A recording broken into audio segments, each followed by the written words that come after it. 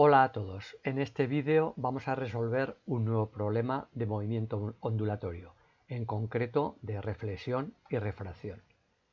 El texto dice lo siguiente: en el fondo de una piscina de 2 metros de profundidad se encuentra un foco luminoso puntual. Este emite luz en todas las direcciones, de forma que en la superficie se observa un círculo de luz debido a los rayos refractados.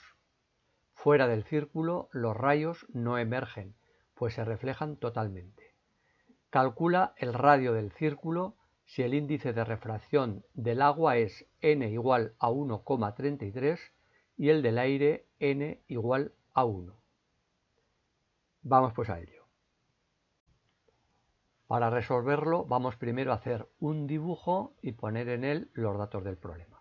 Supongamos que esta es la piscina, que contiene agua, cuya profundidad es de 2 metros, y en el fondo situamos un foco luminoso.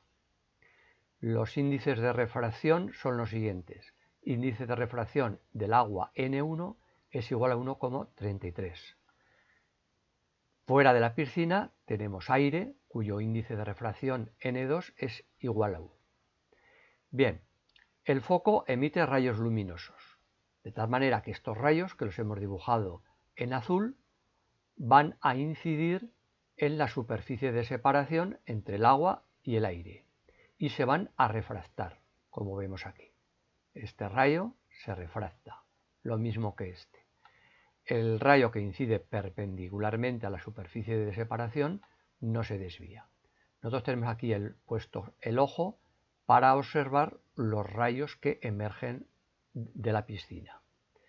Bien, llamamos I al ángulo de incidencia, que es el que forma el rayo incidente con la normal, que le hemos dibujado en rojo, punteado, la normal en el punto de incidencia.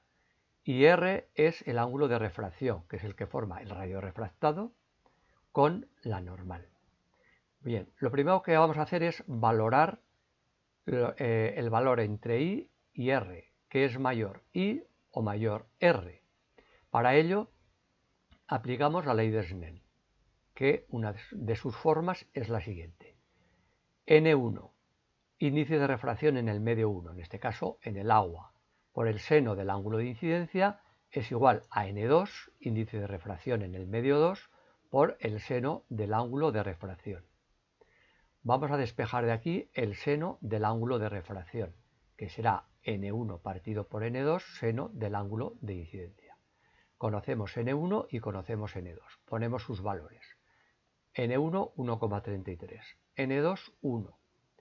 Bien, por el seno del ángulo de incidencia. Con lo cual, el seno del ángulo de refracción será 1,33 seno del ángulo de incidencia. ¿Esto qué significa? Pues que el ángulo de refracción va a ser mayor que el ángulo de incidencia. Es decir, este ángulo es mayor que este. De tal manera que cuanto mayor sea el ángulo de incidencia, en mayor medida va a ser mayor el ángulo de refracción. De tal forma que si vamos aumentando, por lo tanto, el ángulo de incidencia, va a llegar un momento que para este ángulo que llamamos ángulo de incidencia límite, I sub L, el rayo sale justo por la superficie de separación de ambos medios. Es decir, se produce lo que llamamos la reflexión total. El ángulo de refracción 90 grados. Si aumentamos este ángulo de incidencia, entonces los rayos ya no se refractan, sino que se van a reflejar dentro del agua. Bien, si nosotros tenemos aquí puesto el ojo, ¿qué es lo que vamos a observar entonces? Pues vamos a observar un círculo de luz de diámetro esta distancia, la que hemos señalado en color morado. Fuera de este círculo ya no observaremos ningún rayo luminoso, porque hemos dicho que para ángulos mayores que el ángulo de incidencia, los rayos ya no se refractan, sino que se reflejan dentro del agua. Bueno, pues entonces lo que nos pide el problema es que calculemos el radio R de este círculo de luz que nuestro ojo observa al situarse en esa posición. Para poder calcular R, ¿qué es lo que necesitamos? Conocemos R y también esta distancia, que es la profundidad de la piscina, h igual a 2 metros. Bueno, pues vamos a intentar calcular el ángulo de incidencia límite, I sub L, que este ángulo es justo el mismo que este. Si nosotros conocemos el valor de este ángulo y teniendo en cuenta que esto es un triángulo rectángulo donde conocemos uno de los catetos, que es h 2 metros, pues de esta manera por trigonometría podremos calcular cuánto vale r. Entonces el primer objetivo va a ser calcular el ángulo de incidencia límite. Para ello acudimos otra vez a la ley de Snell, que hemos visto antes. N1 seno del ángulo de incidencia igual a N2 seno del ángulo de refracción. Bien, para un ángulo de incidencia I igual al ángulo límite, esta expresión nos quedará N1 seno de I sub L del ángulo de incidencia límite será N sub 2 seno de R, ahora el ángulo de refracción es de 90 grados. Como seno de 90 grados es la unidad, pues esto será igual a N sub 2. Bien, despejamos de aquí seno de I sub L, que será N2 partido por N1. Como conocemos sus valores, lo ponemos. N2, 1, N1, 1,33. Y esto nos queda de la siguiente manera. A partir de esta expresión podemos despejar I sub L, que será arcoseno de 1 partido por 1,33. Lo calculamos y esto sale 48,75 grados.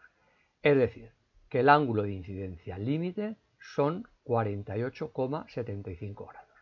Bueno, pues ahora ya conocemos este ángulo, conocemos este cateto, pues vamos por trigonometría, a calcular cuánto vale R. Aplicamos la expresión matemática de la tangente de un ángulo.